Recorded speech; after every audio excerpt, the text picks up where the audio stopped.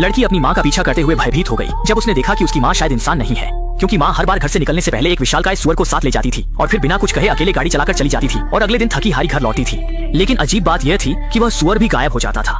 बाद में माँ चुपके से खून से सनी कोट को साफ करती थी और माँ की ये सारी अजीब हरकतें छुपकर देख रही छोटी मई की नजरों से बच नहीं पाई। वह जानने के लिए बेताब थी कि माँ आखिर कौन सा गुप्त रहस्य छुपा रही है। इसलिए इस दिन जब माँ घर से निकली तो वह तुरंत उसके पीछे दौड़ पड़ी, यह तय करके कि वह सच्चाई का पता लगाएगी। लेकिन क्योंकि उसे जन्म से ही अस्थमा था, वह ज्यादा दूर नहीं दौड़ पाई और अस्थमा के दौरे के कारण उसे छोड़ना पड़ा। समय के साथ छोटी मई के मन में संदेह और बढ़ता गया। उस दिन वह अपने मन की जिज्ञासा को आखिरकार दबा नहीं पाई तो जब उसकी माँ बर्तन धो रही थी, उसने कोशिश करते हुए माँ से पूछा कि वह सुअर को लेकर कहाँ जाती है। यह सुनते ही माँ का चेहरा तुरंत बदल गया और उसने चाय का कप कसकर पकड़ लिया। देखते ही माँ सच बताने को तैयार नहीं हुई तो छोटी मई ने फिर से पूछना शुरू किया, लेकिन अगले ही पल माँ ने चाय का कप जमीन पर फेंक दिया और छोटी मई को चेतावनी दी कि वह ज्यादा बात न करे। मजबूरी में छोटी मई गुस्से में वहाँ से चली गई, लेकिन माँ जितना छुपाने की कोशिश करती, छोटी मई उतनी ही जिज्ञासु हो जाती कि आखिर इस सब के पीछे क्या सच्चाई है। उसे पूरा यकीन था कि उसकी माँ आज जरूर कोई बड़ा रहस्य छुपा रही है। इस दिन जब माँ हमेशा की तरह बाहर गई तो छोटी मई तेजी से पहाड़ी की चोटी पर दौड़ गई। उसे एक अजीब बात पता चली कि माँ शहर में सुअर बेचने नहीं गई थी, बल्कि जंगल की ओर तेजी से जा रही थी।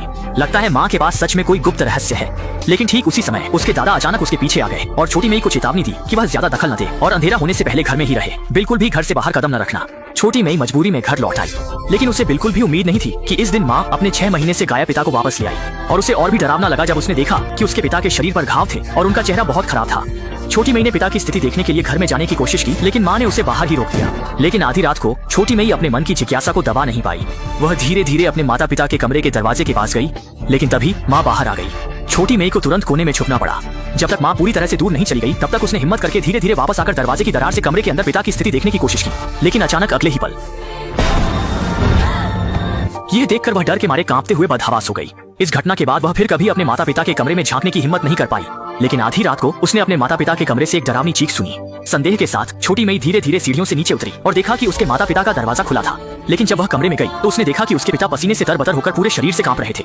छोटी मई ने चिंतित होकर पूछा कि पिता को क्या हुआ, लेकिन अगले ही पल उसे एहसास हुआ कि वह सिर्फ एक बुरा सपना था और इस समय उसे भी मानो कुछ समझ में आ गया। तभी माँ सुअर को लेकर बाहर जाने वाली थी। अपने मन की धारणा को सत्यापित करने के लिए उसने ऑक्सीजन सिलेंडर लेकर पीछा किया। इस बार वह किसी भी कीमत पर पता लगाना चाहती थी कि माँ आखिर किस रहस्य को छुपा रही है। जल्दी ही माँ ने गाड़ी को जंगल में ले जाकर रोक दिया, लेकिन छोटी मई को बिल्कुल भी उम्मीद नहीं थी कि माँ ने पिता को भी साथ लाया था। इसके बाद माता पिता दोनों सुअर को पकड़कर धीरे धीरे जंगल के भीतर चले गए और उनका गंतव्य था जंगल के भीतर स्थित एक छोड़ा हुआ महल। हालांकि यह महल थोड़ा डरावना था, लेकिन सच्चाई जानने के लिए छोटी मई ने हिम्मत करके पीछा किया। महल के अंदर से सुअर की चीखें सुनाई देने लगी और जल्दी ही छोटी मई आवाज का पीछा करते हुए एक लोहे के दरवाजे के सामने पहुंच गई। लेकिन जो दृश्य उसने देखा उसने उसे स्तब्ध कर दिया। उसने देखा कि उसके पिता ने अपने कपड़े उतार दिए थे और फिर घुटनों के बल बैठ गए और माँ ने उनके गले में एक बड़ी लोहे की जंजीर डाल दी, जैसे कि कोई अजीब रस्म हो रही हो। जैसे ही समय पूर्णिमा की रात में आया, माँ ने जल्दी से पिता को बंदी बनाने वाले पिंजरे से बाहर निकाल दिया, लोहे के दरवाजे को मजबूती से बंद कर दिया और पीछे मुड़कर बिना देखे पीछे हट गई। इस मौके का फायदा उठाकर छोटी मई ने चुपके से लोहे के दरवाजे की दरार से अंदर घुस गई। तभी माँ ने छोटी मई को देखा और चिल्लाई कि वह तुरंत बाहर आ जाए, लेकिन अब छोटी मई ने बिल्कुल भी नहीं सुना। वह इस बार सब कुछ जानने के लिए दृढ़ थी। इसी बीच पूरे महल में सुअर की चीखें गूंजने लगी, लेकिन जब वह पास पहुंची तो उसने एक बेहद डरावना दृश्य देखा। उसके पिता एक भयानक वेयरवुल्फ में बदल गए थे और यह देखकर वह वहीं जड़ हो गई। संकट के समय माँ समय पर अंदर आई और उसे बाहर ले गई, लेकिन छोटी मई फिर भी अस्थमा के दौरे के कारण बेहोश होकर गिर गई। अच्छा हुआ कि माँ ने समय पर उसे ऑक्सीजन दी, तभी उसकी जान बच पाई। अगले ही दिन सुबह पिता चेहरा मुरझाए हुए कुर्सी पर बैठे थे। वह नहीं जानते थे कि बेटी को यह सब कैसे समझाएं और छोटी मई गुस्से में अपने कमरे में लौट गई और पिता द्वारा दिए गए सभी कपड़े फाड़ दिए। वह यह स्वीकार नहीं कर पा रही थी कि उसके पिता एक राक्षस हैं। लेकिन आधी रात को उसने देखा कि कोई उसके कमरे के दरवाजे पर दस्तक दे रहा है। सोचा भी नहीं था कि वह उसके अपने दादा थे। असल में वह नहीं चाहते थे कि छोटी मई के मन में कोई मानसिक छाप रह जाए, इसलिए उन्होंने उसे चुपके से अपने गांव ले जाने का फैसला किया। लेकिन जब वे आधे रास्ते में थे तो माता पिता ने शॉर्टकट लेकर उनका पीछा किया। वे छोटी मई को ले जाने की अनुमति नहीं देंगे और छोटी मई किसी भी कीमत पर माता पिता के साथ वापस नहीं जाना चाहती थी। खींचतान के दौरान पिता को दादा ने एक घूंसा मारकर गिरा दिया, लेकिन अपनी बेटी को रोते हुए देखकर दादा का दिल पिघल गया और उन्होंने समझौता कर लिया। इस तरह छोटी मई को फिर से माता पिता के पास ले जाया गया और पिता ने छोटी मई के संदेह को दूर करने के लिए उसे उस रात के महल में ले गए और फिर उसे परिवार के उस अज्ञात रहस्य के बारे में बताया। असल में उनके परिवार पर एक श्राप था और जैसे ही परिवार के सदस्य वयस्क होते हैं, पूर्णिमा की रात को वे वेयरवुल्फ में बदल जाते हैं और जब वह वेयरवुल्फ में बदल जाता है तो खून का प्यासा और हिंसक हो जाता है। छोटी मई को चोट न पहुंचे इसलिए वे इतनी दूर दराज से महल तक आते थे, क्योंकि हर बार वेयरवुल्फ बनने पर वह जीवित प्राणी को खाने की इच्छा करता था। इसलिए माँ एक सुअर लाती थी, इससे उसकी पशु प्रवृत्ति संतुष्ट होती थी और वह पेट भर खा सकता था। पिता ने कहा कि वह भी वेयरवुल्फ नहीं बनना चाहते थे, लेकिन यह परिवार का श्राप था और वह इसके खिलाफ कुछ नहीं कर सकते थे। पिता के पछतावे को देखकर छोटी मई ने भी पिता की मजबूरी को समझा और फिर पिता की बाहों में समा गई। धीरे धीरे इस तरह के राक्षस पिता को स्वीकार कर लिया, लेकिन यह खुशी ज्यादा दिन नहीं चली, क्योंकि रोज रोज की आपूर्ति में घर के सारे सुअर जल्दी ही खत्म हो गए। मजबूरी में माँ को फिर से अपने पति को महल ले जाना पड़ा और उसकी गर्दन में जंजीर डाल दी। वह सोच रही थी कि इस रात पति को केवल भूखा रहना पड़ेगा और कोई समस्या नहीं होगी। लेकिन इस रात का चांद बहुत चमकीला था और यह 100 साल में एक बार आने वाला रक्त चंद्रमा था। दादा अच्छी तरह जानते थे कि आज रात बदले हुए वेयरवुल्फ को और ताकत मिलेगी। वह पहले से भी ज्यादा हिंसक और खूनी होगा। जंजीर और जेल मजबूत वेयरवुल्फ को बिल्कुल भी नहीं रोक सकते।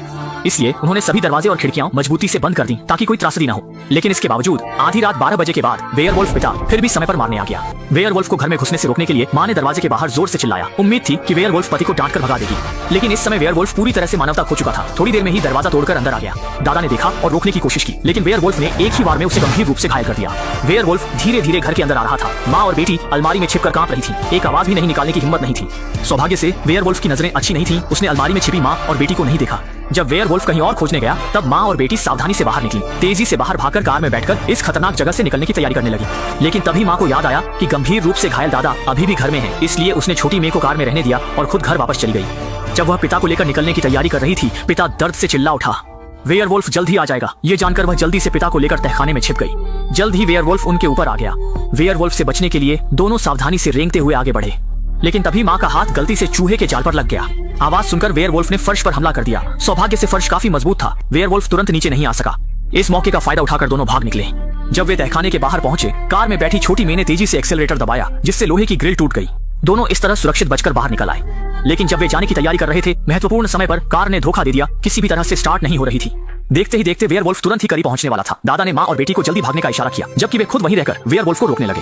हालांकि दोनों का मन बहुत दुखी था, लेकिन वेयरवुल्फ की क्रूरता को समझते हुए वे दादा को छोड़कर भागने के लिए मजबूर थे। कितनी दूर चले गए, माँ और बेटी ने सोचा कि अब वे सुरक्षित हैं, लेकिन यह उनकी गलतफहमी थी। बहुत जल्दी भूखा वेयरवुल्फ उनका पीछा करते हुए आ गया। वेयरवुल्फ पति को हत्या करने से रोकने के लिए माँ ने जल्दी से आगे बढ़कर उसे शांत करने की कोशिश की। उम्मीद थी कि वह शब्दों से पति के अंदर की मानवता को जागृत कर सके, लेकिन उसने श्राप की ताकत को कम समझा। अगले ही पल वेयरवुल्फ ने उस पर हमला कर दिया।